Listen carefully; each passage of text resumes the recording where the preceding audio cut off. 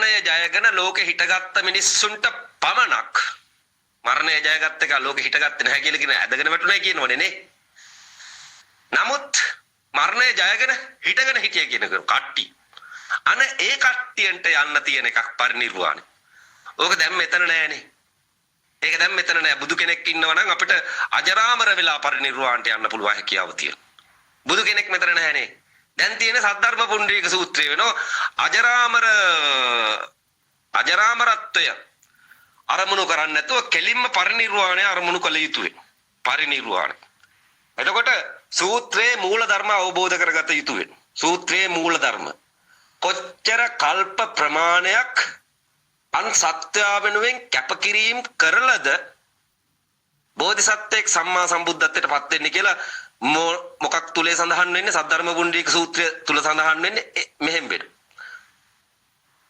අනන්ත මිලියන ලක්ෂ සංඛ්‍යාත කෝටි ගණන් අප්‍රමාණ බුදුවරුන් වෙත බෝධිසත්වයෙක් එළඹිලා තිබිය යුතුයි.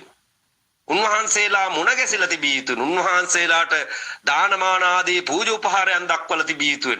උන්වහන්සේලා ඉදිරිපිට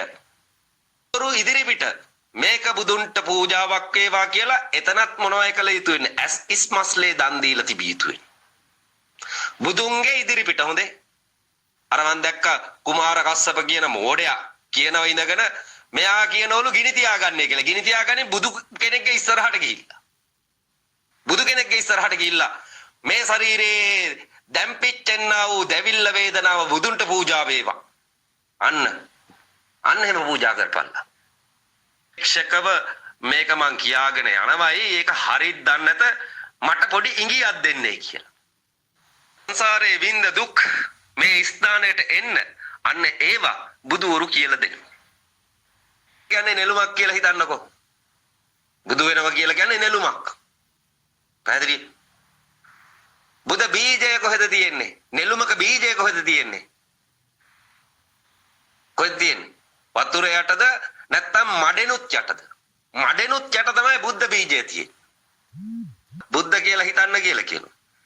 පිපුණයින් පස්සේ ලස්සනයි කියලා කියනට වැඩිය ඒක මඩ යට ඉඳලා ආපු අපහසුතාවය ගැන නෙළුම් මලෙන් අසාගත යුතුයි. ඒ නෙළුම් මල මෙහෙම කියාවි කියලා කියන. මම කිසිම නෙළුම් මලක් හැදෙන්න යන කාලය අන්න ඒක බැලිය යුතු වෙනවා පරිනිර්වාණය දැක නැගිටීමේ කතා අසන්නට පෙර. මේක තමයි තියෙන්නේ සද්ධර්ම පුණ්ඩරීක සූත්‍රය තුල.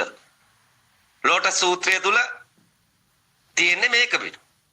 මා මේ නෙළුමක් වෙන්න ආපු කාල සීමාව ගැන කතාවක් උන්වහන්සේ වදාරනවා. තමන් වහන්සේ බුදු වෙන්න ආපු කාල සීමාවක් ගැන උන්වහන්සේ වදාරනවා. මේ තරම් යට ඉඳලා යාවේ, මේ තරම් මඩගාගෙන යාවේ, මේ තරම් අපහසුතාවයන් විඳගෙන යාවේ, නට්ටු රොඩු